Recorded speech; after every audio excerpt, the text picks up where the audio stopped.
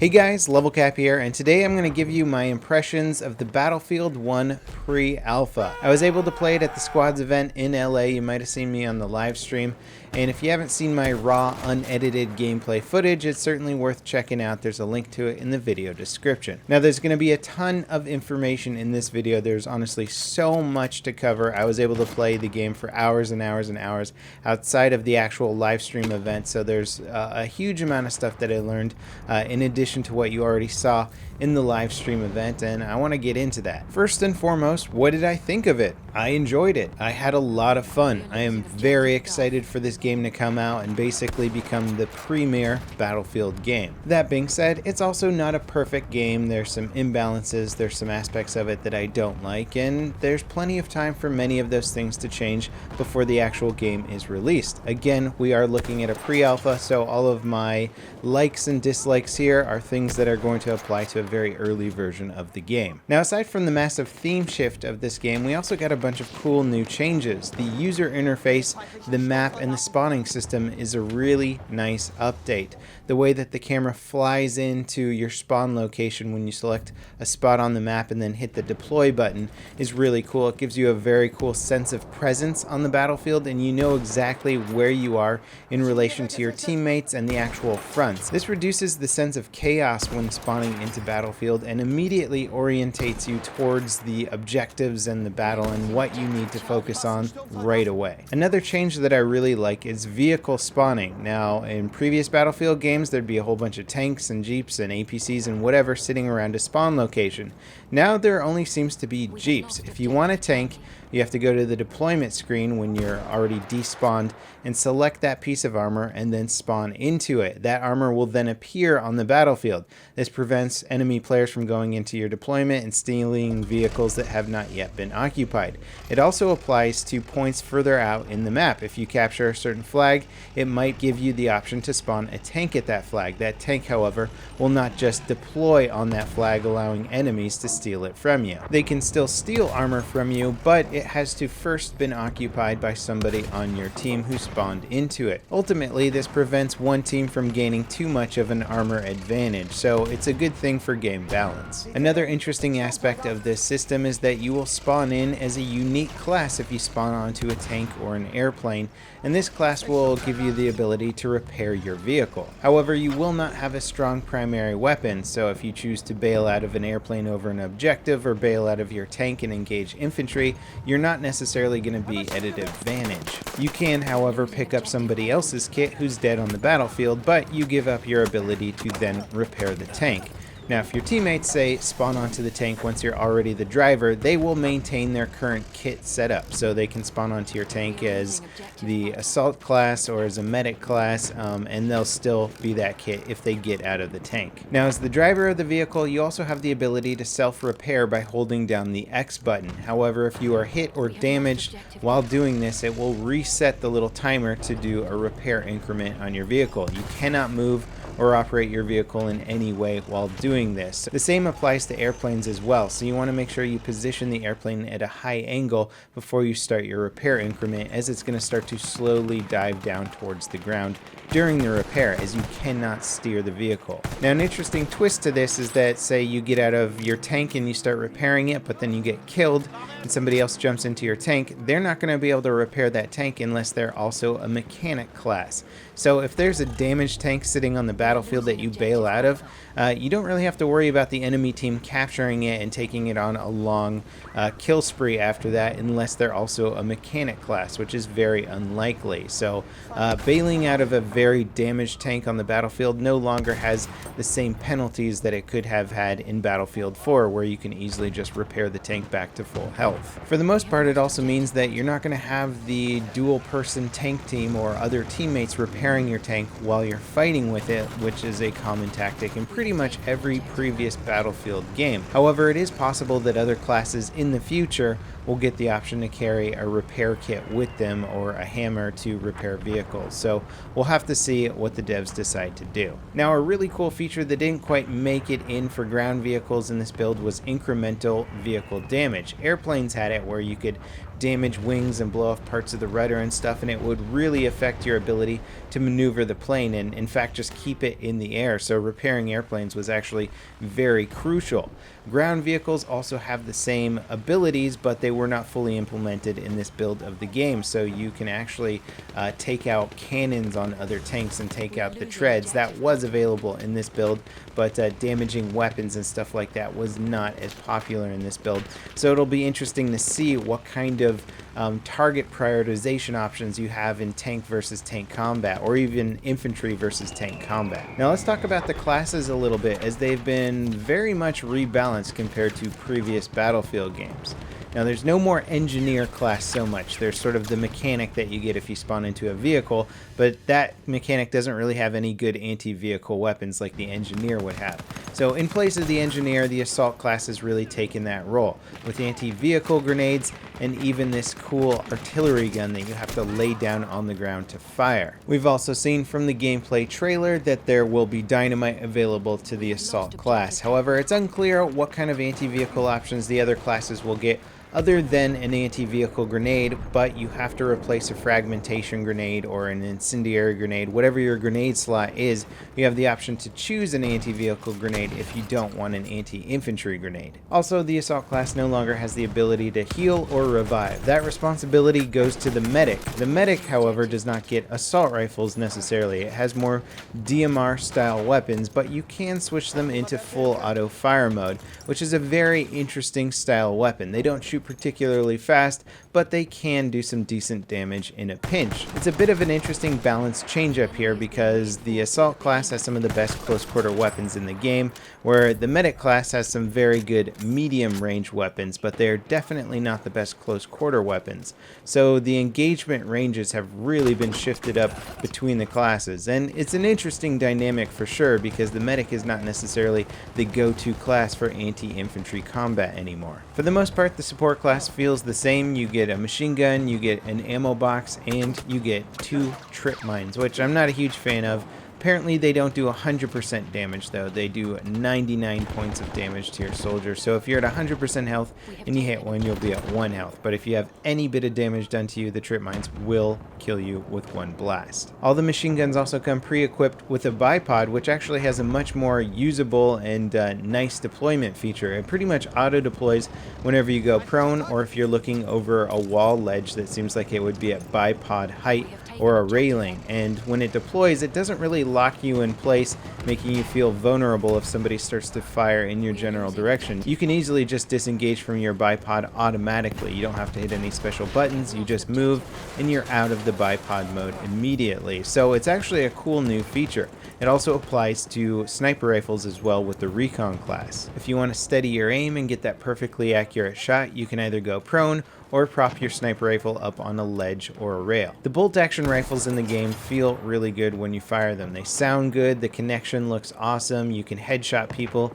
at pretty much any range I think, but each of the bolt action rifles, there's 3 of them so far in the game, have a very specific engagement distance at which you can one-shot somebody with a body shot. This feature isn't really intuitive, but the more you play the game, the better you'll get with each rifle and figure out which one suits your playstyle and your preferred engagement distance. Now let's talk about some of the cool small features of the game. Ammo reloading is really cool. So basically a lot of the rifles in the game can reload with 5-round clips that you insert into the rifle. However, if you shoot off, say, 2 rounds or 3 rounds or 4 rounds and you can't insert a 5-round clip, you will individually insert those rounds. So say you need to reload 7 rounds into your rifle. You'll put 1 5-round clip into your rifle and then you'll load by hand 2 individual rounds. This is a very cool looking effect. It makes the rifles feel very realistic, but it's also something to consider where if you need to reload 10 rounds, it might actually just be faster to reload 10 rounds instead of 9 rounds because you can just quickly insert 2 5-round clips instead of 1 5-round clips and then 4 individual bullets. Another cool thing is that there's a lot more interactivity with the environment, such as doors. Lots of buildings, in fact, pretty much all the buildings in town had some sort of door, whether it was a barn door or a front door to a house. You could open and close them using the E feature like in other Battlefield games, but you also have the ability to sprint and charge through them. Your soldier will basically just bash them open, and it's a great way to surprise people on the inside. Now, how about destruction? We've already talked about how there's incremental vehicle destruction, which is a new feature in Battlefield, but there's also extensive destruction throughout the environment. Buildings can come down in increments. There's no longer this sort of shaking and rumbling sequence and then the whole building collapses. It basically just comes down in parts as you destroy it, and this is a very cool feature. It feels much more authentic and real. Walls can be taken down with grenades, they can be run over by tanks, and they'll just come crumbling down, and it looks much more dynamic and realistic. On top of that, ground deformation is extensive and widespread throughout the map. There will be massive craters after a tank explodes, and you can use it for actual cover. In fact, if you get to the edge of a crater, you can even use that lip to deploy a bipod from a machine gun or sniper rifle. The craters also look really good, and you can essentially create your own no man's land type environment once a battle's been going on long enough. This is just a really cool feature of the game, and you can turn some place that looked like a grassy field into just a muddy, cratery wasteland. Now, as you can see for yourself, the graphics of the game look quite good, but YouTube compression really doesn't do them justice. This is a significant step up from Battlefield 4, and I think everybody's going to be very impressed when they see it for the first time. But there's also been cool new visual effects added, like dynamic weather. One of the maps might start off on a nice sunny day, offering great visibility for sniping and air-to-ground strafing runs, but then a fog bank might roll in, really reducing that visibility, making close-quarter combat much more effective and reducing aerial effectiveness altogether. Then it could start raining, the fog could go away, and it could have a different effect. You might not hear things as well, people can sneak up on you. It also obstructs aerial vision and dogfighting and stuff like that, and it really just changes the ambiance of the overall battle. And then, of course, there's the behemoth, the airship, the zeppelin, the blimp, whatever you want to call this thing. This thing spawns in for a team that's losing in tickets compared to the other team, and basically gives them a fighting chance to try and push back and reclaim some of their territory. It's a very good asset to have. It's also player controlled. It doesn't run on a track like the AC-130. You can move it around the map and position it as you see fit. It comes with many different turrets. Some of them are good little artillery turrets that shoot explosive rounds at the ground. Some of them are machine guns designed to fight off airplanes that are flying past. And you can also just spawn on it, jump out, and open a parachute and basically land on points around the map. This is very good for capturing points and also clearing off points of enemy infantry. It's an incredibly powerful weapon, but it's also a massive target and very easy to hit. Not only can you shoot it with tanks, but airplanes have no problems doing strafing runs on this. So even when the Zeppelin comes in and can sway the battle, it's not necessarily going to stay up in the air that long because it's just so darn easy to shoot at. But it's absolutely a team effort to take it down. Much like the giant AT-AT walkers in Star Wars Battlefront, you really need your whole team shooting this thing to destroy it in any sort of reasonable amount of time. The gondolas underneath the Zeppelin can also be destroyed, limiting mobility, its bombing abilities, its turrets, that kind of stuff. So you can take out the weapons on the Zeppelin and also kill people that are manning those weapons. Overall, the spectacle of Battlefield has increased quite a lot. It really feels like you're playing more of a movie than a game, but it's still got that underlying Battlefield element to it that makes it really fun to go around playing conquest maps, trying to be strategic and working as a team. I really enjoyed my time playing the alpha. I'd like to play it more. I'd especially like to check out other weapons, other maps, other game modes. That'll all have to come in the future, hopefully the near future. I'd like to take a little bit of time though to go over some of the things that I wasn't crazy about, and again, this is a pre-alpha, it's a slice of the game, so many of these things could change or be modified by the time it launches. One thing that most of the people playing the game seemed to come to a conclusion was that tanks felt very overpowered. Granted, we're using a limited arsenal to fight them. There's going to be more weapons in the game by the time it launches. Also, we'll be able to destroy their weapons, which should hopefully add a better element to fighting them.